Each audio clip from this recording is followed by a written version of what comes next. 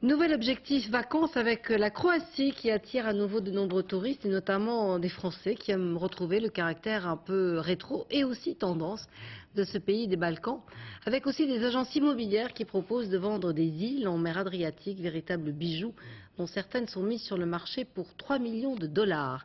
Reportage Gilles Marinet et Alain Locachio. Entre route et précipice, sur la corniche, c'est là qu'il faut prendre le cliché incontournable Dubrovnik et sa citadelle, envahie par des touristes de plus en plus tricolores. D'une invasion amicale des Français cette année. Ivo sait de quoi il parle, les interprètes sont débordés, des Français de toute génération découvrent les visages de la Croatie. Les émissions de télé qui nous ont vanté la Croatie, on a eu le coup de foudre. Historique et branché, il fait beau, la mer est sublime et il y a beaucoup d'histoire et les villes magnifiques. Branché et un brin de jet set. C'est là qu'a mangé il y a quelques jours la princesse Caroline de Monaco.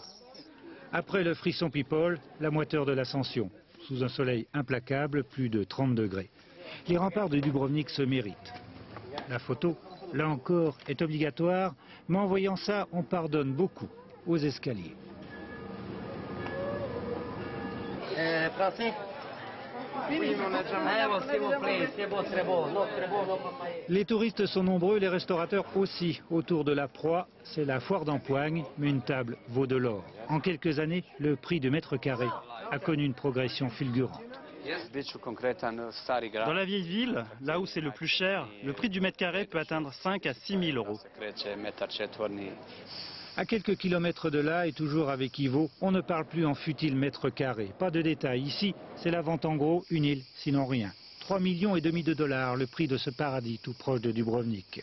Confisqués par l'État communiste, restitués aux propriétaires à la chute du régime, une vingtaine d'îles sont ainsi à vendre. En l'état actuel, la loi croate peut retarder la transaction, pas l'empêcher.